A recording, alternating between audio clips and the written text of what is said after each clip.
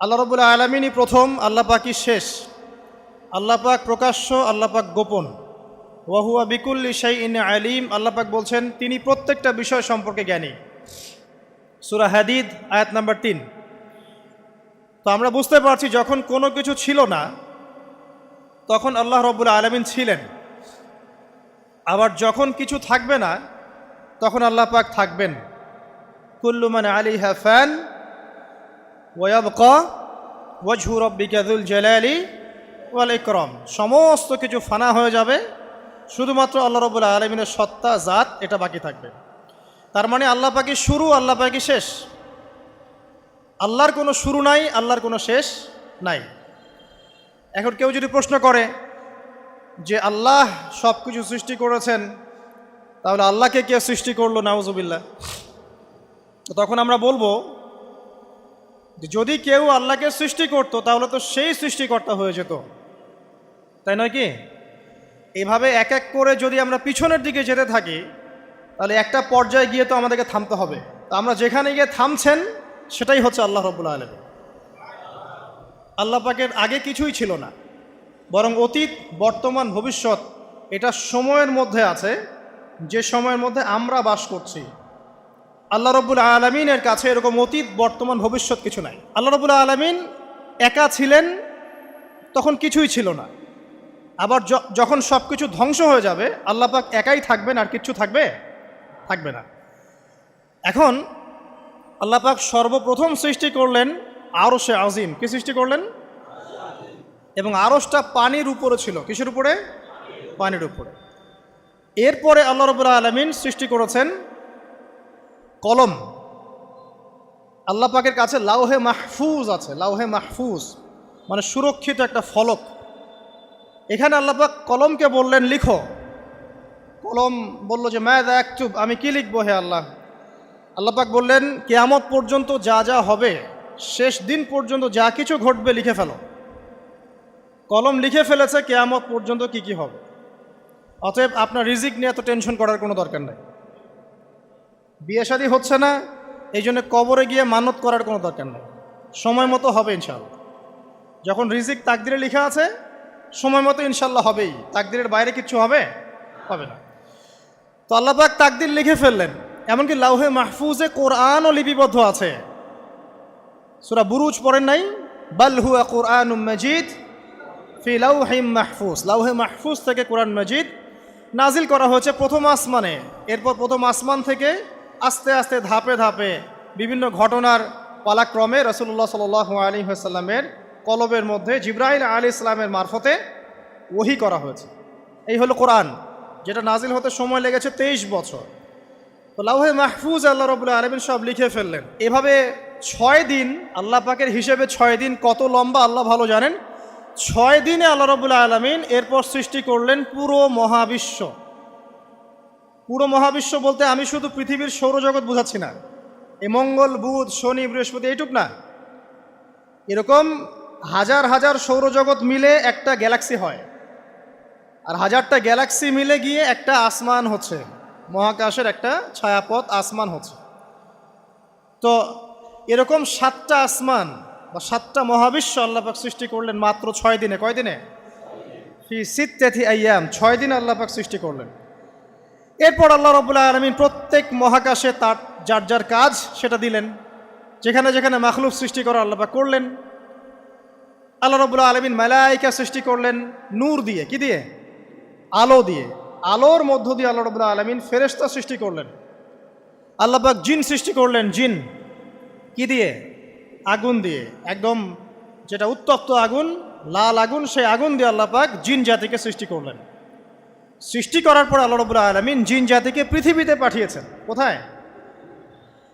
আর এখন মানুষ পৃথিবীতে যা করছে, জিন জাতীয় কিছুটা এরকমই কাজ করেছিল, বরং তার চেয়েও হয়তো বেশি করেছিল। পৃথিবীতে সে ফিতনার ফাসাদ সৃষ্টি করেছিল। এক পর্যায়ে আল্লাহ রাব্বুল আলামিন জিন জাতিকে ধ্বংস করে দিলেন। কিছু কিছু জিনকে আল্লাহ পাক অবশিষ্ট রাখলেন, যেগুলো পাহাড়ে, পর্বতে, বিভিন্ন জায়গায়, সমুদ্রে আশ্রয় নিল। পাহাড়ি এলাকাগুলোতে জিন থাকে, গভীর সমুদ্রে জিন থাকে, হ্যাঁ, জঙ্গলে জিন থাকে। এরকম কিছু জায়গা আছে, এগুলোর মধ্যে জিনরা থাকে। তো ওদেরকে ডিস্টার্ব করতে গেলে সমস্যা, আপনাকে ধরে ফেলবে। আর যদি প্রতিদিন সকাল সন্ধ্যার জিকির আজগার ঠিকঠাক মতো না করেন, কোরআন তেলাওয়াত ঠিকঠাক মতো না করেন, নামাজি না হন আর পবিত্র না থাকেন, তাহলে জিন ধরার সম্ভাবনা বেশি। আর আমার মনে হয় এখনকার যে মেয়েগুলো রাস্তাঘাটে ঘোরাফেরা করে, এদের বেশিরভাগই জিন ধরা। কারণ আছে, এমনি এমনি বলি নাই।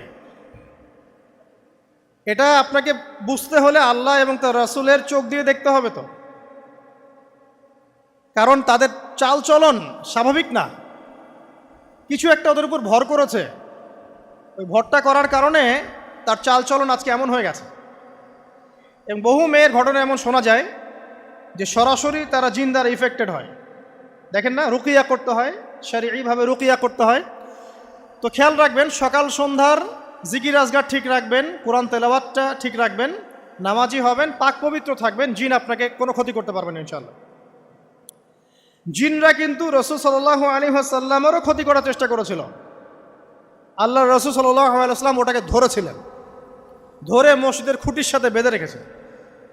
নামাজের মধ্যে জিন আমাদের নবীকে ডিস্টার্ব করেছিল, আল্লাহ রাসূল ওই জিনকে ধরেছেন, ধরে খুঁটির সাথে বেঁধে রেখেছেন। তারপরে তার মনে পড়ল সুলাইমান আলাইহিস সালামের কথা। সুলাইমান আলাইহিস সালাম বলেছিল আল্লাহকে, আল্লাহ আমাকে যে ক্ষমতা তুমি দিয়েছো, আমার পরে কাউকে এই ক্ষমতা আর দিও না। আর সুলাইমান আলাইহিস সালামকে আল্লাহ পাক জিন জাতিকে অনুগত করে দিয়েছিলেন। সুলাইমান আলাইহিস সালামের নির্দেশে জিন জাতি বিভিন্ন কাজ করত, এমনকি সমুদ্রের মধ্যে ডুবুরির কাজও করত, সমুদ্রের ভিতর থেকে রত্ন বের করে নিয়ে আসতো। এগুলো কিন্তু অলিক রূপকথা নয়, সত্য ঘটনা। তখন নবী সাল্লাল্লাহু আলাইহি ওয়াসাল্লাম বললেন যে আমার ভাই সুলাইমানের কথা আমার মনে পড়ে গেল, তাই আমি জিনটাকে ছেড়ে দিলাম। তো আল্লাহ পাক জিন জাতিকে সৃষ্টি করে এই পৃথিবীতে পাঠানোর পর তারা এরকম ফিতনা এবং ফাসাদ সৃষ্টি করার পরে আল্লাহ পাক ওদেরকে ধ্বংস করে দেন। দেওয়ার পরে আরও অনেক যুগ এবং অনেক শতাব্দী কেটে যায়। কত যুগ কত শতাব্দী আল্লাহ ভালো জানেন। অনেক লম্বা সময় পরে গিয়ে আল্লাহ রাব্বুল আলামিন ফেরেশতাদেরকে ডাকেন। কাদেরকে ডাকেন? তাদেরকে ডেকে বলেন, ওয়া ইয ক্বালা রাব্বুকা লিল মালায়েকা, স্মরণ করো নবী সেই সময়ের কথা যখন তোমার রব ফেরেশতাদেরকে ডাকলেন, ডেকে বললেন, ইন্নী জাইলুন ফিল আরদি খলিফা, হে ফেরেশতা মণ্ডলী, আমি পৃথিবীতে আমার খলিফা পাঠাতে চাই। কি পাঠাতে চাই ভাই? খলিফা। খলিফার দুটো অর্থ, একটা হচ্ছে ওই যে জিনরা যে চলে গেল, ওর স্থলাভিষিক্ত হয়ে আরেকটা জাতি, স্থলাভিষিক্ত হওয়া। আরেকটা ব্যাখ্যা হচ্ছে খলিফা শব্দের মানে হচ্ছে যে ব্যক্তি আল্লাহ পাকের বিধান অনুযায়ী পৃথিবীতে বিচার ফয়সালা করে, সে আল্লাহর খলিফা। আমি কি বুঝাতে পারছি? আল্লাহ পাক ফেরেশতাদেরকে বললেন, আমি পৃথিবীতে আমার খলিফা পাঠাতে চাই, প্রতিনিধি, এবং যে আল্লাহর বিধান দ্বারা বিচার ফয়সালা করে। তখন ফেরেশতারা বলছেন, ক্বালু, ফেরেশতারা বলছেন, আতাজআলু ফিহা মান ইউফসিদু ফিহা ওয়া ইয়াসফিকুদ দিমা, হে আল্লাহ, আপনি কি এমন কোন সৃষ্টিকে আবার পৃথিবীতে পাঠাতে চান যে পৃথিবীতে গিয়ে ফিতনা ফাসাদ সৃষ্টি করবে অথবা রক্তপাত ঘটাবে? ফেরেশতারা এই কথা কিভাবে বলতে পারলো? হ্যাঁ, জিন জাতির অভিজ্ঞতার আলোতে। ঠিক আছে? তখন আল্লাহ পাক বলছেন, ইন্নী আ'লামু মা লা তা'লামুন, দেখো আমি যা জানি তোমরা তা জানো না। মানে তারা ফিতনা ফাসাদ সৃষ্টি করতে পারে, কিন্তু আমার কিছু মুখলেস বান্দা থাকবে যারা এই পথে পা বাড়াবে না। আচ্ছা, এবার আল্লাহ রাব্বুল আলামিন আদম আলাইহিস সালামকে সৃষ্টি করলেন। আল্লাহ পাক নিজের হাত দিয়ে আদম আলাইহিস সালামকে সৃষ্টি করেছেন। সূরা সদের মধ্যে আল্লাহ পাক বলেছেন, দেখুন মহাবিশ্বের কোনো সৃষ্টির ব্যাপারে বলা হয়নি যে খলাকতু বিয়াদাই, আমি নিজ হাতে তাকে সৃষ্টি করেছি। শুধুমাত্র আদম আলাইহিস সালাম, আমাদের পিতার ক্ষেত্রে বলা হয়েছে খলাকতু বিয়াদাই, আমি নিজ হাতে তাকে সৃষ্টি করেছি। কত সম্মান, কত ভালোবাসা, তাই না? এবার আল্লাহ রাব্বুল আলামিন আদম আলাইহিস সালামকে সমস্ত নাম শিক্ষা দিলেন। সমস্ত নাম মানে কি? ওয়াল্লামা আদামাল আসমাআ কুল্লাহা, আল্লাহ পাক বলছেন এরপর আমি আদম আলাইহিস সালামকে মহাবিশ্বের যত জ্ঞান আছে সমস্ত নাম শিক্ষা দিয়ে দিলাম। সুবহানাল্লাহ। যেই জ্ঞান ফেরেশতাদেরও ছিল না, যেই জ্ঞান ইবলিসেরও ছিল না। ইবলিস কিন্তু অনেক জ্ঞানী ছিল, অনেক বড় আবেদ ছিল, সে দীর্ঘদিন আল্লাহর ইবাদত করেছে, কিন্তু এই জ্ঞান কিন্তু তারও ছিল না, ফেরেশতাদেরও ছিল না। সুম্মা আরাদাহুম আলাল মালাইকা, এরপর আল্লাহ রাব্বুল আলামিন আদম আলাইহিস সালামকে ফেরেশতাদের সামনে নিয়ে আসলেন, উপস্থাপন করলেন। মহাবিশ্বের ঘটনা, এটা ঘটছে, চিন্তা করেন, এটা কিন্তু ঘটেছে আগে, অতীত। এবার সমস্ত ফেরেশতার সামনে আদম আলাইহিস সালামকে নিয়ে আসা হচ্ছে। এবার বলা হচ্ছে যে, হে ফেরেশতারা, তোমরা এই নামগুলো বলে দাও দেখি, তোমরা যদি সত্যবাদী হও। তো ফেরেশতারা বলছেন, লা ইলমা লানা ইল্লা মা আল্লামতানা, হে আল্লাহ, আপনি আমাদেরকে যা শিখিয়েছেন এর বাইরে তো কোনো জ্ঞান নাই আমাদের। তারপর আল্লাহ পাক আদমকে বললেন আলাইহিস সালাম, হে আদম, তুমি সব নাম বলে দাও দেখি। এরপর আদম আলাইহিস সালাম সমস্ত নাম একটা একটা করে বলে দিলেন। তাহলে আমাদের পিতা জ্ঞানী ছিলেন, নজ্ঞ ছিলেন? আর আমরা তার সন্তান হিসেবে জ্ঞানী না অজ্ঞ? এটা আমাদের শোভা পায়। আমাদের পিতা ছিলেন মহাবিশ্বের সবচেয়ে জ্ঞানী সত্তা। আল্লাহ রাব্বুল আলামিন তাকে জ্ঞান শিক্ষা দিয়েছেন, সমস্ত জ্ঞান। তবে তার সমস্ত জ্ঞান আর এই মহাবিশ্বের সমস্ত জ্ঞান আল্লাহর জ্ঞানের তুলনায় কতটুকু জানেন? একটা সমুদ্রের মধ্য থেকে এক ফোঁটা পানি উঠালে যেমন হয়, পুরো মহাবিশ্বের জ্ঞান আল্লাহর জ্ঞানের সামনে এতটুকু। আল্লাহ পাকের জ্ঞান এত অসীম, পুরো মহাসাগরের মধ্য থেকে এক ফোঁটা পানি তুললে, ওই যে এক ফোঁটা পানি তুললেন, এটা মহাবিশ্বের জ্ঞান। আর বাকি সমস্ত পানি এটা আল্লাহ পাকের জ্ঞান। ঠিক দুনিয়ার জীবনের এক্সাম্পলটা এমনই। একটা সাগরের মধ্যে আঙ্গুল ডুবালে, আঙ্গুল উঠালে যতটুকু পানি আঙ্গুলে বেঁধে থাকে, এটা দুনিয়া। আর পুরো মহাসাগরটাই হচ্ছে কি? আখিরাত। নবীজি বলছেন সাল্লাল্লাহু আলাইহি ওয়াসাল্লাম, একটা মৃত গাধাকে দেখে বলছেন, সাহাবীরা, তোমরা কি কেউ এই গাধাটাকে 1 দিরহামের বিনিময়ে কিনবে? কান কাটা, মৃত, গলে আছে, এই গাধাটাকে কিনবা 1 দিরহাম দিয়ে? সাহাবীরা বলছেন, মাংনা দিলেও তো কিনবো না। ইয়া রাসূলুল্লাহ, যদি ফ্রিও কেউ দেয়, বিনামূল্যে দেয়, তাও তো নিব না। তখন নবী সাল্লাল্লাহু আলাইহি ওয়াসাল্লাম বলছেন, এটাই হচ্ছে আল্লাহর কাছে দুনিয়ার এক্সাম্পল। ওই মৃত গাধা তোমাদের কাছে যতটা না ইম্পর্টেন্ট, যতটুকু মূল্য রাখে, আল্লাহর কাছে এই দুনিয়া তার চেয়েও কম মূল্য রাখে।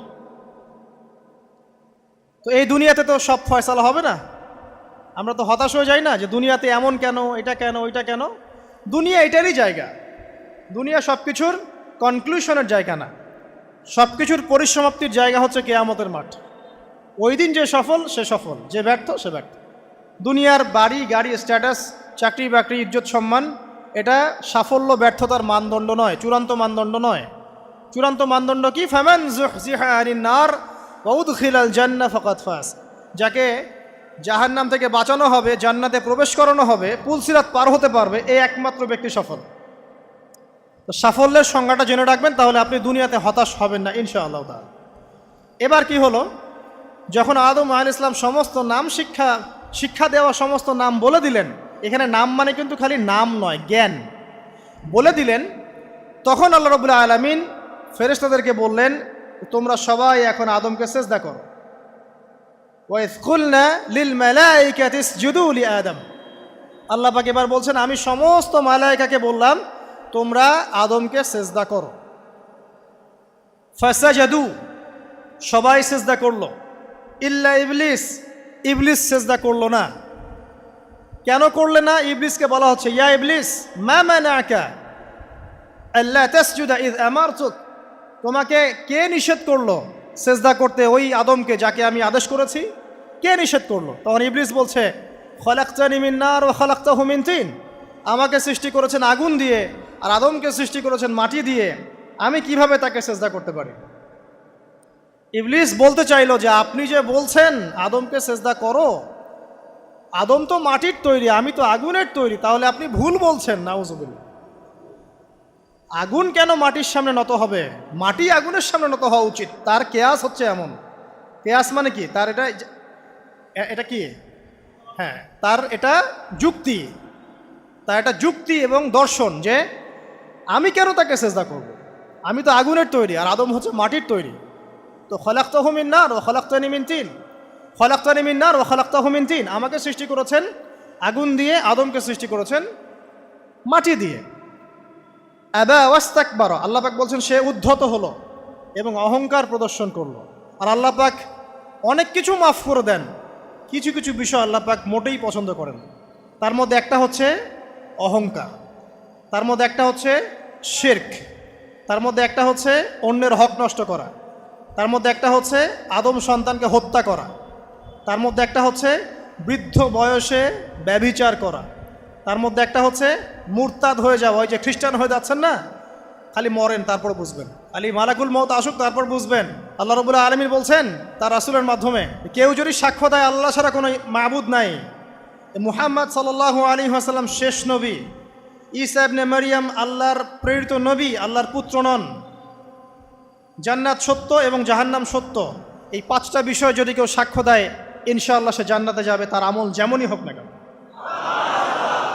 টাকার বিনিময়ে, চাকরির বিনিময়ে, সমাজসেবার নামে আর চিকিৎসার নামে ইমান বিক্রি করে ফেললেন, সুবহানাল্লাহ সুবহানাল্লাহ। তোমাদের এই পৃথিবীতে বেঁচে থাকার চাইতে মাটির তলে চলে যাওয়া ভালো। আবর্জনার কোনো প্রয়োজন নাই আল্লাহর এই জমিনে। এই মুসলিম উম্মার আবর্জনার কোনো প্রয়োজন নাই। এই মুসলিম উম্মার ইমানদার সাহসী তরুণ প্রজন্মের দরকার। আল্লাহ পাক কবুল করুন, আমিন। এরপরে কি হলো? ইবলিস সেজদা করলো না, আবা ওয়াস্তাকবার, সে উদ্ধত হলো এবং অহংকার প্রদর্শন করলো। এবার আল্লাহ পাক জিজ্ঞাসা করলেন, কেন করলে না, কেন করলে না? সে বলল যে আগুন দিয়ে সৃষ্টি করেছেন আমাকে, তাকে সৃষ্টি করেছেন আপনি মাটি দিয়ে, সো আপনি ভুল আমি সঠিক, আমি কেন তাকে সেজদা করব? আল্লাহ পাক তখন আর তার প্রতি রহম করলেন না। আল্লাহ পাক তখন তাকে বলছেন ফখরুজ মিনহা, এখান থেকে বেরো। আল্লাহ পাক যেমন গফুর রহিম আরহামুর রহিমিন, ঠিক তেমনি আল্লাহ পাক শাদীদুল ইকাব, কঠিন শাস্তিদাতাও বটে। আল্লাহ পাক শুধু কি দয়াই করবেন, শাস্তি দিবেন না? দিবেন। ফখরুজ, অপদস্থ হয়ে লাঞ্ছিত হয়ে এখান থেকে বের হয়ে যাও। এখানে অহংকার করার অধিকার তোমাকে দেয়া হয় না, এখান থেকে বের হয়ে যাও। এবার ইবলিস বের হয়ে যাচ্ছে। বের হয়ে যাওয়ার সময় ইবলিস বলছে রব্বি, কি বলছে? রব্বি। দেখেন ইবলিস আল্লাহকে বলছে রব্বি, মানে ইবলিস আস্তিক। ইবলিস কি আস্তিক? ইবলিস আল্লাহ বিশ্বাস করে। ইবলিস বলছে রব্বি, হে আমার রব, আনজিরনি ইলা ইয়াউমি ইউবআসুন, আমাকে কিয়ামত দিবস পর্যন্ত অবকাশ দেন। আমাকে তো বের করে দিচ্ছেন, ঠিক আছে, আমাকে কিয়ামত দিবস পর্যন্ত অবকাশ দেন। শব্দ চয়ন হচ্ছে রব্বি, হে আমার রব, মানে ইবলিস কিন্তু নাস্তিক না। তাহলে এখন যারা এই যে এথিজমে বিশ্বাস করছেন, আসলে এরা কেউ নাস্তিক না, এরা ইসলাম বিদ্বেষী। কখনো দেখবেন না তাদেরকে অন্য ধর্মের কোনো বিষয় নিয়ে কটু মন্তব্য করছে, প্রশ্ন উত্থাপন করছে, এমনটা খুব কমই দেখবেন। এদের যত মাথা ব্যথা ইসলাম নিয়ে। এখানে দেখেন ইবলিসের কথা বলছি, ইবলিস কিন্তু আস্তিক। ইবলিস কি বলছে? রব্বি আনজিরনি ইলা ইয়াউমি ইউবআসুন, হে আমার রব। ইবলিস জানে যে আল্লাহ তার রব। ওই যে সূরা হাশরের শেষের দিকে পড়ে দেখবেন ইবলিস বলে উকফুর, তোমরা কুফরি করো। তারপরে মানুষ যখন কুফরি করে সে বলে আমি ইন্নী আখাফুল্লাহ রাব্বাল আলামিন, আমি আল্লাহকে ভয় করি যে জগৎ সমূহের প্রতিপালক। শয়তানকে মানুষ গিয়ে জিজ্ঞাসা করবে, জাহান্নামীরা, তুমি আমাদেরকে পথভ্রষ্ট করেছিলে। শয়তান বলবে আমি কিচ্ছু করি নাই, আমি তোমাদেরকে কোনো কাজে ফোর্স করি নাই, আমি শুধু তোমাদেরকে ওয়াসওয়াসা দিয়েছি, তোমরা নিজেরাই কাজ করেছো। ফালা তালুমুনি ওয়ালুমু আনফুসাকুম, সূরা ইব্রাহিম পড়ে দেখেন। শয়তান বলবে তোমরা আমাকে লানত করো না, নিজেদেরকেই লানত করো, আমি তো তোমাদেরকে বাধ্য করে কাজ করাই নাই, তোমরা নিজেরাই করেছো এই কাজগুলো। আসুন সামনে যাই। এবার আল্লাহ পাক যখন ইবলিসকে বের করে দিলেন, সে বলছে আমাকে কিয়ামত পর্যন্ত অবকাশ দিন। কিয়ামত পর্যন্ত অবকাশ নিয়ে ইবলিস কি করবে? উত্তর, ইবলিস বলছে ফাবিমা আগওয়াইতানি, হে আল্লাহ, যে কারণে বা যে আদমের কারণে আপনি আমাকে এখান থেকে বের করে দিলেন, লাআকউদান্না লাহুম সিরাতাকাল মুস্তাকিম, আমি সে আদম সন্তানের সরল পথে ওত পেতে বসে থাকব। শয়তানের কথা কি মনে থাকবে যুবক ভাইরা? শয়তানের চ্যালেঞ্জ কি? আমি আদম সন্তানের সরল পথে ওত পেতে বসে থাকবো, মানে আমার আপনার সবার পথে সে ওত পেতে বসে আছে। এটা যদি মাথায় থাকে তাহলে জীবনে চলা সহজ হয় না? আচ্ছা, আর কি করব? সুম্মা লাআতিয়ান্না মিন বাইনি আইদিহিম, শুধু বসেই থাকবো না, আমি আসবো তাদের সামন থেকে, ওয়া মিন খালফিহিম, তাদের পিছন থেকে, ওয়া আন আইমানিহিম, তাদের ডান দিক থেকে, ওয়া আন শামাইলিহিম, তাদের বাম দিক থেকে, ওয়ালা তাজিদু আকসারাহুম শাকিরিন, হে আল্লাহ, আপনি বেশিরভাগ আদম সন্তানকে শুকরগুজার পাবেন না। কার কথা? শয়তানের। এই কথাটা কি সত্য না মিথ্যা? এখন বেশিরভাগ লোক নামাজ পড়ে না পড়ে না? পড়ে? পড়ে না। বেশিরভাগ মুসলিমের দাড়ি আছে না নাই? বেশিরভাগ মুসলিম সুদ খায় না খায় না? এখন বেশিরভাগ তরুণ প্রজন্মের জেনায় আছে না নাই? পর্নোগ্রাফি সবাই দেখে না দেখে না? অন্যের সম্পদ আত্মসাৎ মানুষ করছে না? দুর্নীতি করছে না? ঘুষ খাচ্ছে না? ইসলামের বিধান 100% পালন করে কত পার্সেন্ট মানুষ? খুব কম। আচ্ছা বাদ দেন এত বড় বড় কথা, শুধু কোরআনুল কারীম তেলাওয়াত করতে পারে কতজন মানুষ? বলি না আমরা 90% মুসলিমের বাংলাদেশ, তো 90% মুসলিমের বাংলাদেশে কত ভাগ মুসলিম কোরআন তেলাওয়াত করতে পারে? একটা শুমারি করে দেখেন, কোরআন শুমারি। এটা কোরআন শুমারি করে দেখেন যে কত পার্সেন্ট মুসলিম শুদ্ধ করে কোরআন পড়তে পারে। যারা পড়তে জানে তাদেরও পড়া যে কত ভুল আছে, আলেম ওলামার কাছে গেলে বুঝতে পারবেন। আর এই ভুলের কারণে যে অর্থ কত পরিবর্তন হচ্ছে আপনি তো জানেনই না। তো এই যে শয়তান বলেছে ওয়ালা তাজিদু আকসারাহুম শাকিরিন, আপনি বেশিরভাগকেই শুকরগুজার পাবেন। তো কথা সত্য না মিথ্যা? দেখেন, ও কিন্তু তার মিশনের মধ্যে ঠিকই আছে। কথা যে সত্য তার প্রমাণ সহিহ বুখারীর একটা হাদিস, যেটা 4 বার এসেছে বুখারীর মধ্যে, যে আদম আলাইহিস সালামকে ডাকা হবে কিয়ামতের মাঠে, ডেকে বলা হবে তোমার সন্তানদের মধ্য থেকে জাহান্নামীদেরকে আলাদা করে দাও। আদম আলাইহিস সালাম বলবেন কতজনকে আলাদা করে দিব? আল্লাহ পাক বলবেন প্রতি 1099 জনকে জাহান্নামের জন্য আলাদা করে দাও। শয়তানের কথা ঠিক না বেঠিক? এবার আল্লাহ রাব্বুল আলামিন তাকে বের করে দিলেন। ইবলিস এবার বের হয়ে গেল, চ্যালেঞ্জও করলো। এবার আল্লাহ পাক আদম আলাইহিস সালামকে ডেকে বলছে ইয়া আদম, এবার আদম আলাইহিস সালামের এই যে পাজর মানে বুকের পাজর, এখান থেকে তার সঙ্গিনীকে সৃষ্টি করা হলো। কারণ আদম আলাইহিস সালাম একাকী ছিলেন, একা কি থাকা যায়? একা থাকতে কষ্ট হয় না? একজন জীবন সঙ্গী লাগে না? তো আদম আলাইহিস সালামের এই বাম পাজরের হাড় থেকে হাওয়া আলাইহিস সালামকে সৃষ্টি করা হলো।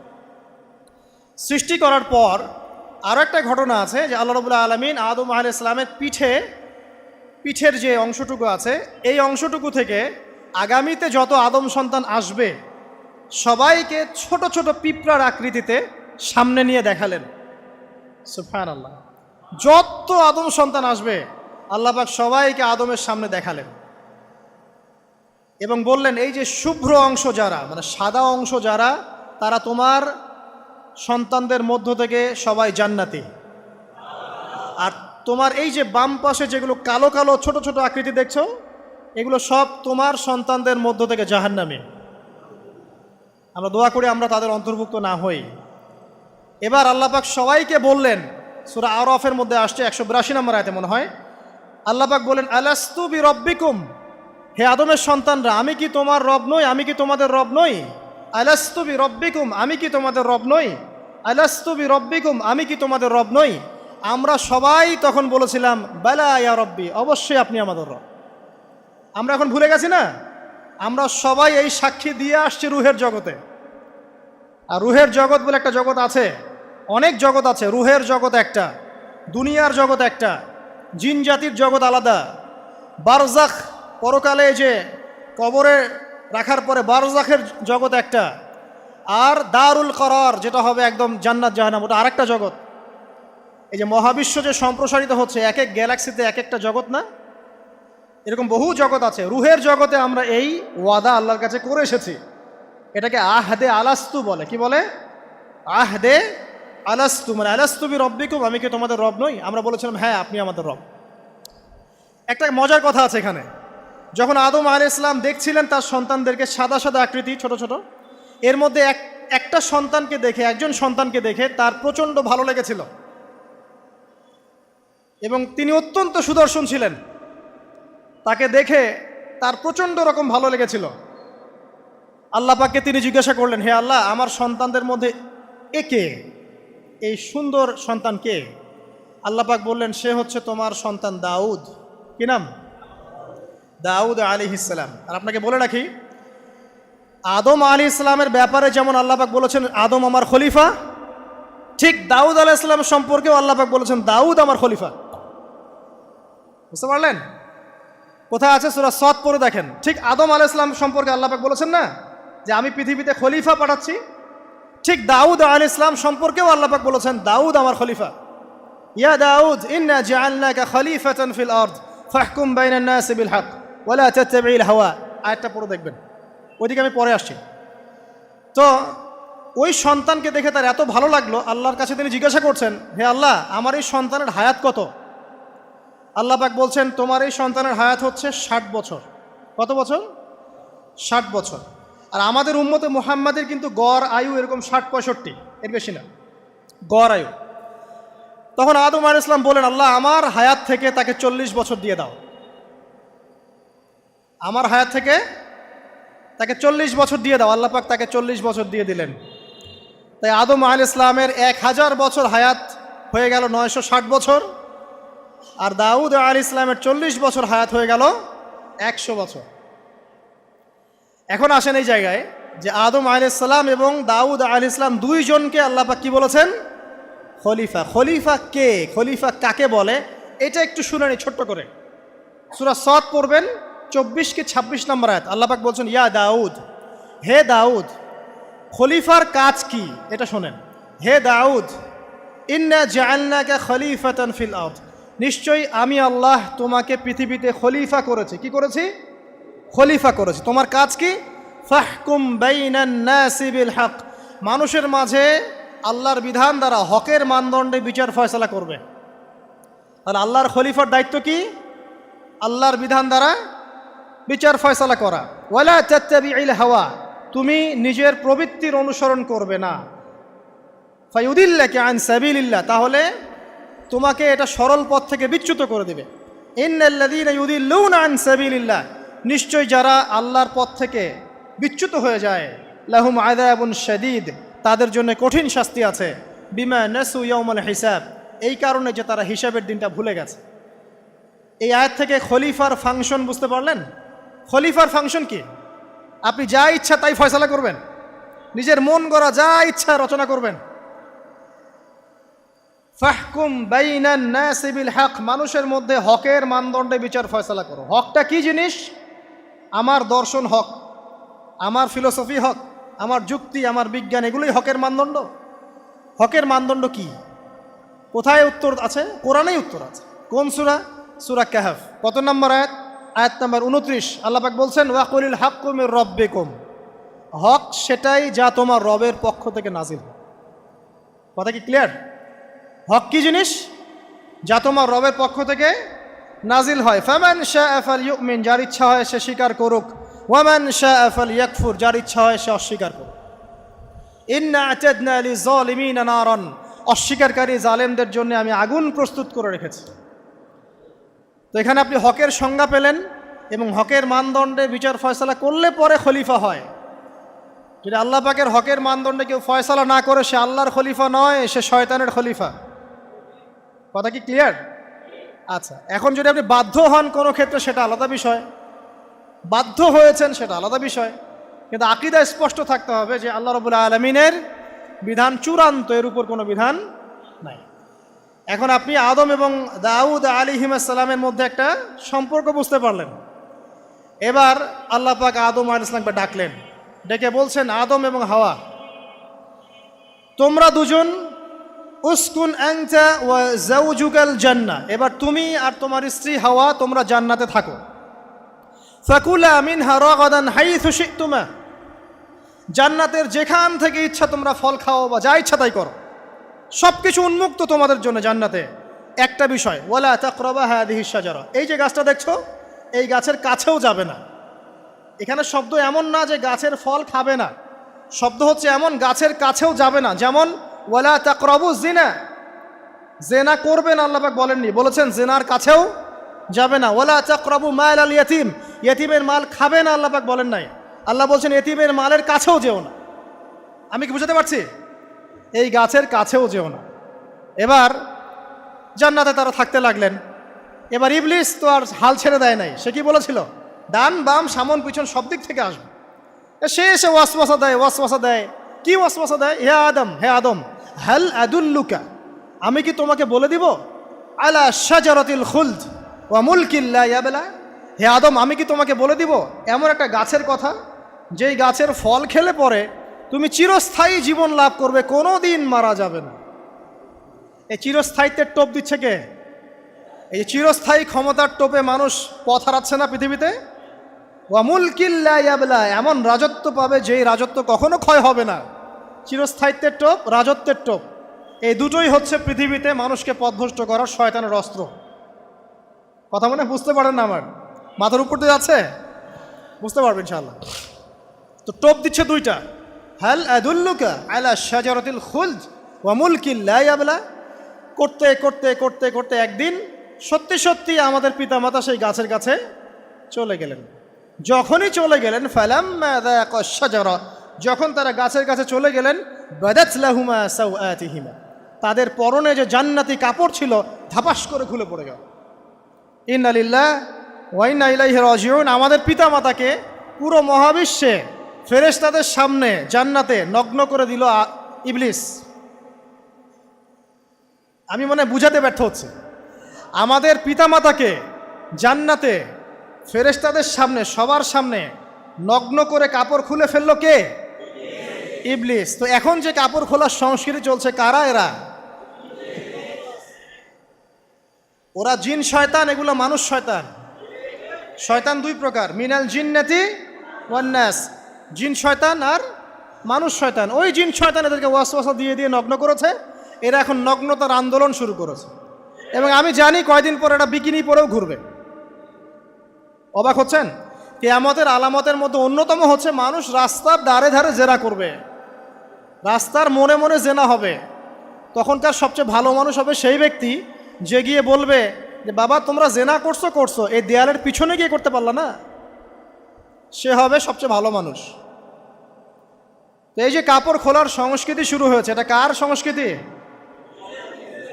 বাদাত লাহুমা সাওআতিহিমা। আল্লাহ পাক আরো বলছেন, ইয়া বানি আদম, হে আদম সন্তান, লা ইয়াফতিনান্নাকুমুশ শাইতান, শয়তান যেন তোমাদেরকে ফিতনায় ফেলতে না পারে।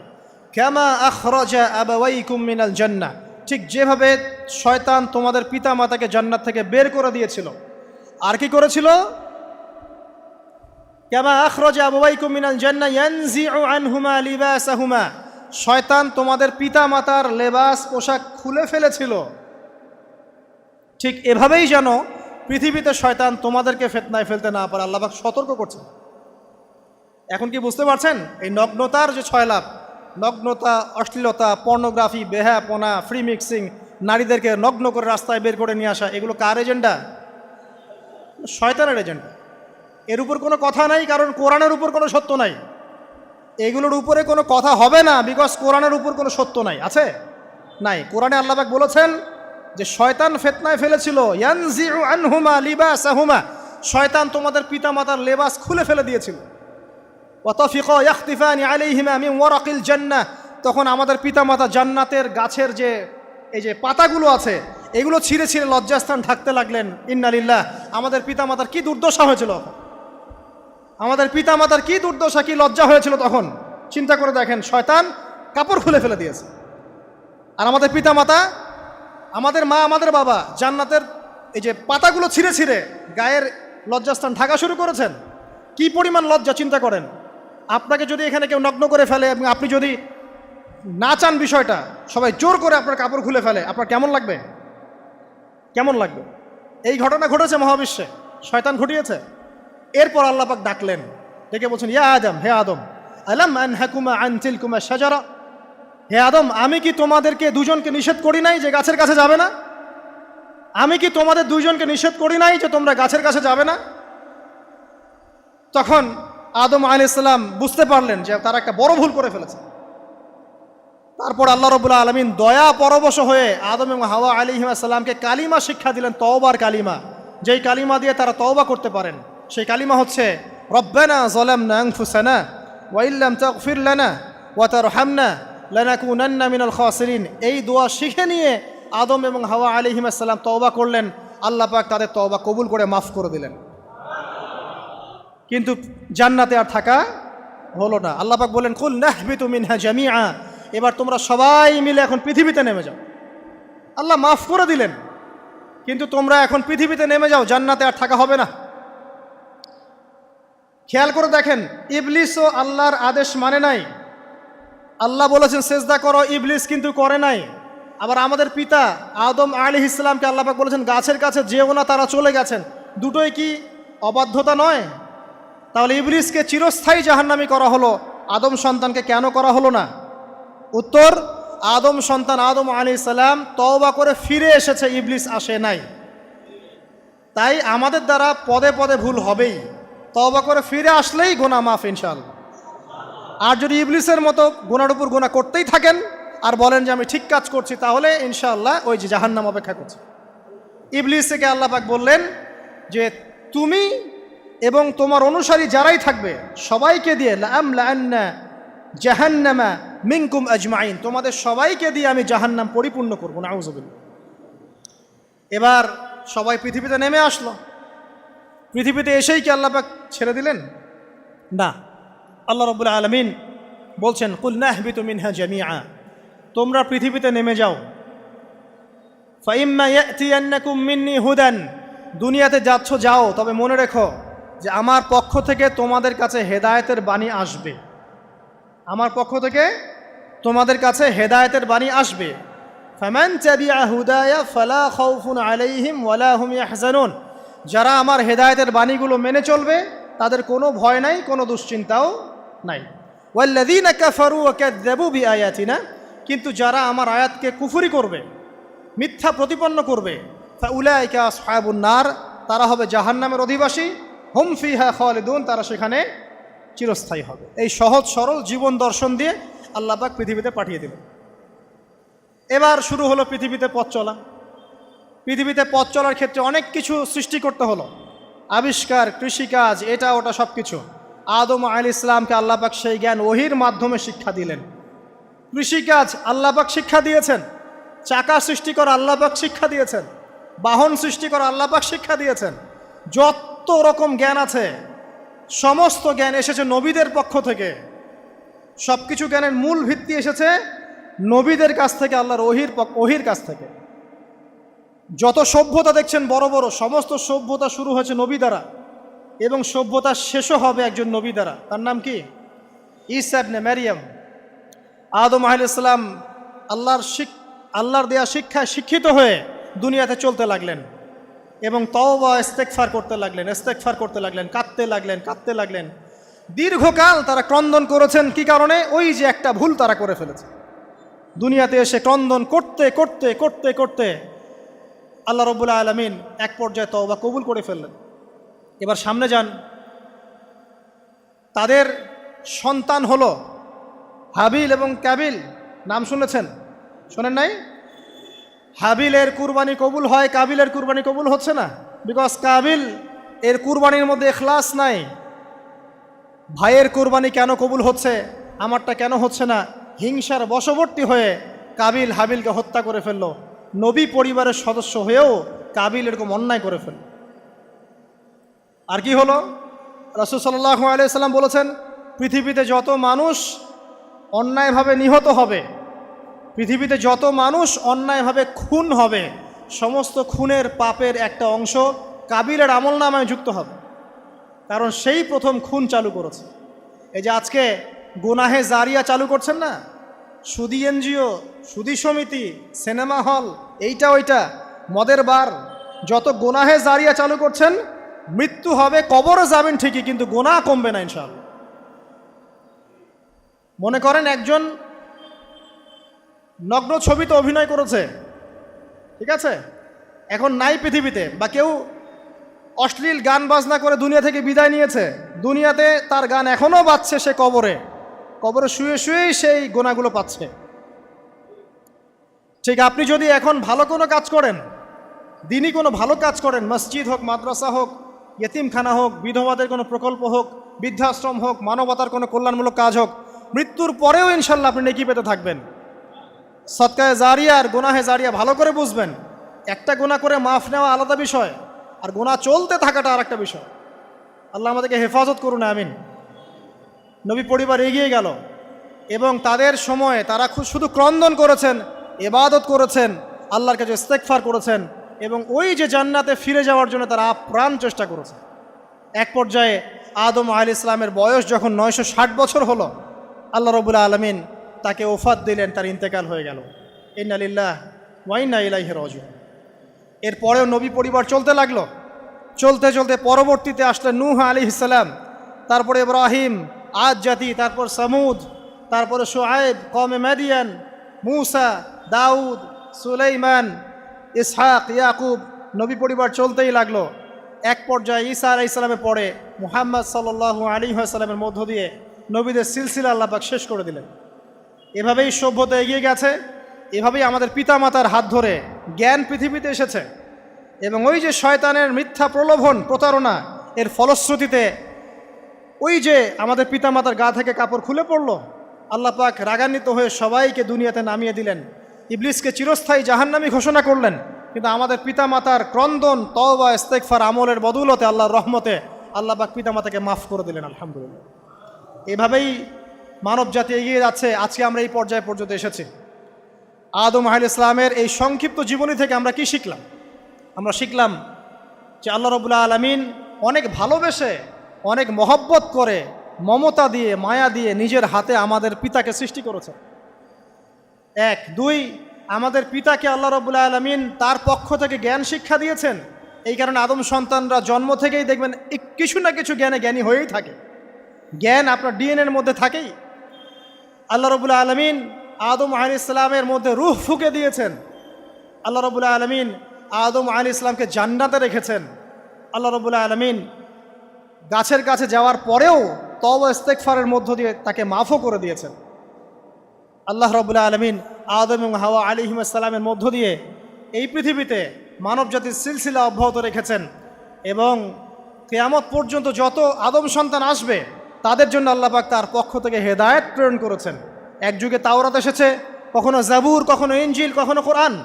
সর্বশেষ টেস্টামেন্ট হিসেবে কোরআন এসেছে। এখন যদি এই ওয়াহির বাণী, কোরআন এবং এর ব্যাখ্যা হাদিস আমরা মেনে চলি, ইনশাআল্লাহ তাআলা আমরা আবার সেই জান্নাতে ফিরে যাব যেখান থেকে আমাদেরকে নামিয়ে দেওয়া হয়েছে। আর যদি আমরা কোরআন এবং হাদিস বা আল্লাহর ওয়াহির পরোয়া না করি, এর আলোকে জীবন না গড়ি, তাহলে ওই ইবলিসের সাথেই আমাদেরকে জাহান্নামে থাকতে হবে, নাউযুবিল্লাহ। আল্লাহ রাব্বুল আলামিন আমাদের সবাইকে কোরআন এবং সুন্নাহ, আল্লাহর ওয়াহি মেনে চলার তৌফিক দান করুন এবং ইবলিসের খপ্পর থেকে আল্লাহ পাক আমাদেরকে বাঁচিয়ে রাখুন। ইবলিসের যত এজেন্ট আছে, ওদের যে দুরভিসন্ধি, ষড়যন্ত্র এবং শয়তানি ফাঁদ, এগুলো থেকে আল্লাহ পাক আমাদেরকে, আমাদের মা বোনদেরকে, আমাদের পরিবারের সদস্যদেরকে, আমাদের সমাজকে, রাষ্ট্রকে আল্লাহ পাক হেফাজত করুন, বাঁচিয়ে রাখুন, আমিন।